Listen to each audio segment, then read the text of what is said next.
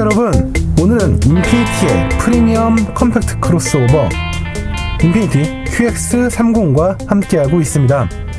인피니티 QX30은 이전에 등장했던 또 리뷰했던 인피니티 Q30의 확장판이라고 생각하시면 될 것 같습니다. 인피니티 Q30의 체격을 조금 더 높이고 지상고를 더하고, 그리고 클래딩 가드를 두르고 스키드 플레이트를 더하고, 그리고 인피니티의 인텔리전트 AWD 시스템을 더하면서 기존의 QX30이 가지 못했던 다양한 도로를 조금 더 능동적이고 적극적으로 즐길 수 있도록 만든 그런 컴팩트 크로스오버라고 생각하면 좋을 것 같습니다. 기존보다 체격이 더 높아지고 또 지상고가 높아졌기 때문에 주행에 대한 질감이 어떻게 변화가 됐을지, 그리고 또 이 소형 크로스오버로서 어떤 경쟁력을 가지고 있는지 지금부터 본격적인 주행과 함께 살펴보도록 하겠습니다. 인피니티 QX30을 시승하기 전에 그 주행 성능에 대한 구체적인 재원을 살펴보도록 하겠습니다. 이 곡선에 아주 매력적인 곡선이 담겨있는 보닛 아래에는요, 최고 출력 211마력과 35.7kgm의 토크를 내는 2.0 직분사 엔진이 자리하고 있습니다. 터보차저 덕분에 전체적인 높은 토크를 꾸준히 유지할 수 있고요. 하지만 최대 출력은 211마력으로 아주 인상적인 수치는 아니라고 말할 수 있겠습니다.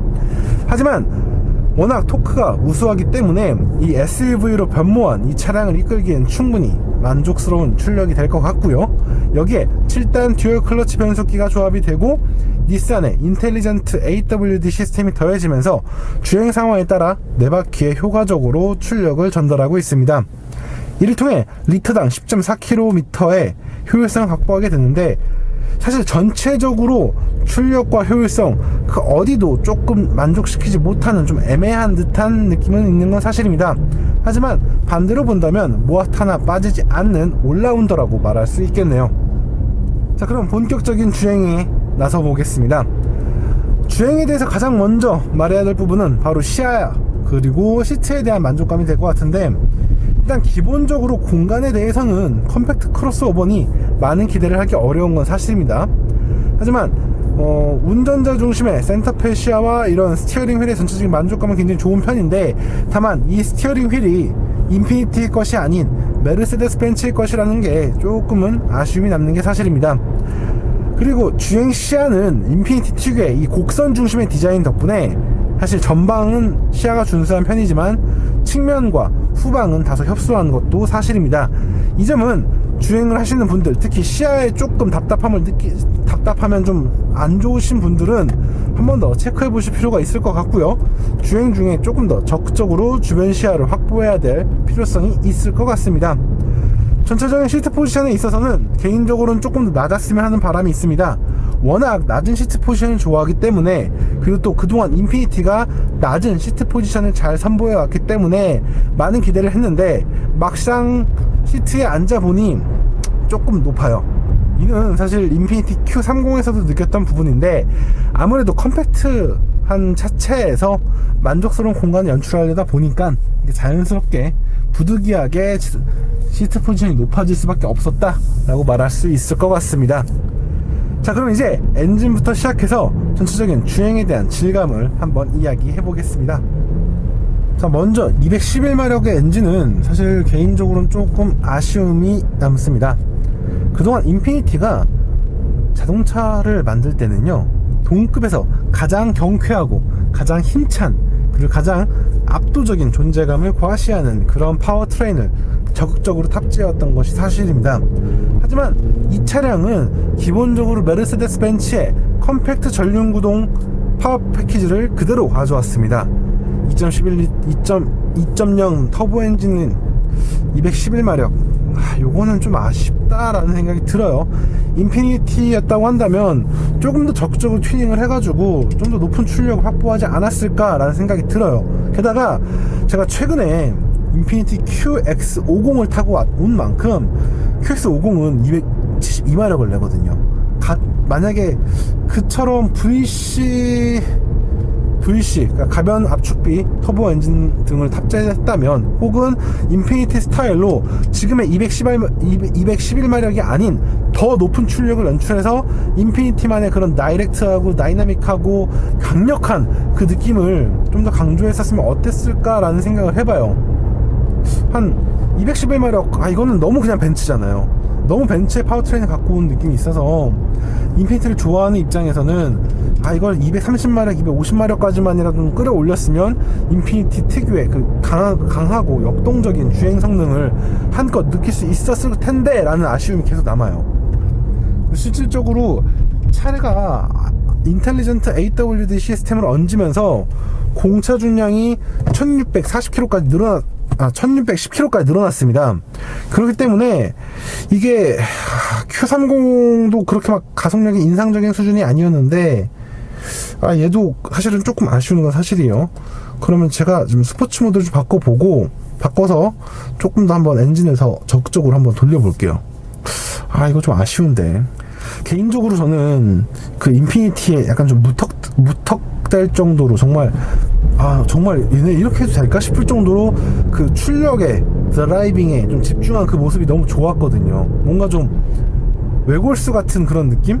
그런 게 참 좋았는데, 아무래도 QX30은 대중들을 위한 차량이다 보니까 약간의 그런 올라운더 성향을 좀 갖고 있는 게 사실이에요. 그래서 그런 부분은 좀 아쉬운 부분이 아닐까 라는 생각이 들어요. 물론 이 올라운더의 면모를 갖추면서 누구라도 쉽게 다가갈 수 있고, 아마 누구라도 괜찮네 라고 생각할 수 있을 것 같은데, 그래도 조금 더 과격하고 조금 더 거침없이 달려가는 그런 느낌을 바라고 싶어요. 느끼고 싶고, 엔진의 질감은 그래도 좋은 편이에요. 사실 Q30 시승차가 상태가 조금 안 좋았는지 엔진이 굉장히 거칠었었거든요. 근데 이 QX30은 굉장히 매끄럽게 회전하는 걸 느낄 수 있습니다. 이런 엑셀레이터 페달의 반응도 굉장히 경쾌한 편이고, 근데 결과적으로는 우리가 메르세데스 벤츠의 그 CLA, A 이런 차량들의 가솔린 사양들 경험해 보신 분들 그 느낌이라고 생각하시면 될 것 같아요. 그거랑 큰 차이는 없이 그냥 인피니티의 색깔보다는 그런 메르세데스 벤츠의 2리터 터보 엔진의 질감이 잘 드러나는 대목입니다. 다만 아쉬운 점은 풍조름이 좀 큰 편이에요. 개인적으로 조금 더 정숙하게 풍조름을 잡아냈으면 좋았을 것 같다라는 생각이 들고요. 엔진의 부밍음은 제법 적극적으로 들려주는 편인데, 그게 막 인상적이거나 아주 짜릿한 편은 아니어서 조금 아쉽다? 라는 생각이 들어요. 하지만 전체적인 파워트레인에 대한 컨비네이션이라던가 그런 완성도 자체는 굉장히 우수한 편인데, 인피니티 팬들에게는 이게 뭐야, 좀 아쉽잖아 라는 생각이 들 수밖에 없는 그런 차량인 것 같아요. 아무래도 인피니티가 워낙 그러니까 다른 브랜드들이 파워트레인의 출력을, 예를 들어 이 엔진이 낼 수 있는 출력의 한 90%, 한 80 몇 프로 정도만 낸다고 한다면, 인피니티는 막 95%, 98%까지 끌어당기는 그런 느낌이 있었거든요. 근데 그런 느낌은 좀 없는 것 같아요. 그냥 무던하게 낼 수 있는 만큼 내는 그런 느낌인 것 같고, 대신 가솔린 엔진의 이 경쾌한 반응성 덕분에 전체적인 주행의 질감은 굉장히 좋다라고 말할 수 있을 것 같습니다. 여기에 7단 듀얼 클러치 변속기는 참 좋아요. 네. 듀얼 클러치 특유의 빠른 변속 타이밍을 가져가고, 또 즉각적인 변속도 가져가면서도 이제 정말 프리미엄 브랜드답게 아주 매끄럽게 잘 다듬었다라는 느낌이 드는 게 사실입니다. 그래서 일상적인 주행은 물론이고 스포티한 주행까지 모두 아우를 수 있는 변속기라는 생각이 들고요. 그리고 이런 패들 시프트까지 있기 때문에 주행 상황에 따라서 아주 적극적으로 활용할 수 있다라는 점이 돋보입니다. 다만 기어 시프트 레버가 이거 그냥 벤츠 거 그대로 갖고 왔거든요. 요건 좀 아닌 것 같아요. 성이라는 게 있죠. 브랜드가, 우리가 그러니까 인피니티가 테슬라는 아니잖아요. 테슬라는 자동차 브랜드가 아니었기 때문에 부족한 걸 남에게서 가져올 수 있고 사올 수 있어요. 하지만 인피니티는 이미 충분히 많은 차량을 만들었던 브랜드이기 때문에, 적어도 그래요, 우리가 기어 시프트 레버 그 스텝 게이트의 표시는 그래, 요거는 어차피 큰 의미 없으니까 공유할 수 있다고 봐요. 하지만 기어 시프트 레버만큼은 우리 인피니티 로고가 새겨진 그 레버 있잖아요. 그 노브를 써도 되는 건데 요걸 바꿀 생각을 안 했다? 이건 좀 성의가 없다라고 봐요. 이거는 조금 고민할 필요가 있다고 봐요. 물론 이제 여기에 만약에 여기 메르세데스 벤츠 로고라도 새겨져 있으면 어떻게 했을 거예요. 이거는 좀 아닌 것 같아요. 저는 이 부분은 인피니티의 로고가 새겨진 노브로 바꾸는 게 맞다고 봐요. 자, 전체적인 주행을 한번 볼게요. 일단 드라이빙 퍼포먼스에 대한 부분은요, 이 차가 SUV가 아니라고 생각이 들어요. 사실 최근에 데뷔한 이제 해치백들이 전고가 한 1480mm 정도이기 때문에, 그러니까 1500mm보다 좀 낮지만은 그래도 1480 정도이기 때문에 이 차가 갖고 있는 1515가 사실 그렇게 높은 편이 아니거든요. 결국은 한 30mm 혹은 뭐 길어봐야 40mm 정도 차이가 나는 건데, 그 40mm가 실질적으로 크게 느껴지지 않아요. 그래서 실제로 Q30을 타고 있는 건지 QX30을 타고 있는 건지 크게 차이가 나지 않는 게 사실입니다. 이게 무엇이냐면, 노면과의 거리감이 크게 느껴지지 않아서 굉장히 일체적이고 직관적인 드라이빙이 가능하다는 것이죠. 물론 이런 드라이빙 퍼포먼스가 인피니티만의 그런 막 정말 출력을 앞세워서 막 때려박는, 막 정말 몰아치는 그런 드라이빙은 아니에요. 그냥 약간 스포티하게 다듬어진, 그러니까 예를 들어서 메르세데스 벤츠 CLA의 스포츠 버전을 타고 있는 거, 그러니까 그 뭐 CLA A45, CLA AMG 이런 게 아니고 그냥 그런 것도 있잖아요. CLA 250 스포츠 라인업, 뭐 AMG 라인, 뭐 이런 식의 차를 타고 있는 것 같은 약간 좀 스포티하게 다듬어진 그런 컴팩트 해치백을 타고 있다라는 느낌이 들어요. 뭐 직접적으로 뭐 본다면은 뭐 GLA 250 AMG 라인 이런 식의 느낌이 나는데, 뭐 전체적으로 뭐 컴팩트한 차체 즐거움을 잘 살리면서, 그리고 직관적이고 또 탄탄한, 그리고 또 고급스러운 느낌을 잘 드러내고 있습니다.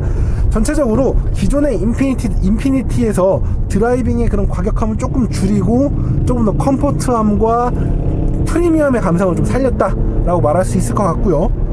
반대로 메르세데스 벤츠 팬들은 굳이 메르세데스 벤츠를 두고 인피니티의 질감을 느낄 필요가 없다라고 본다면 굳이 큰 변화가 없다라고 말할 수도 있을 것 같아요.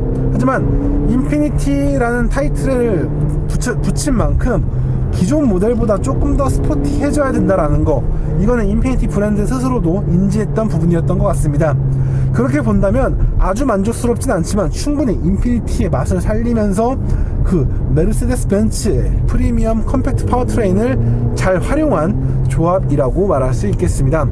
브레이크에 대한 느낌도 굉장히 리니어한 편이어서 어떤 상황에서도 운전자 의지만큼 감속할 수 있는 여유를 확보하고 있고요.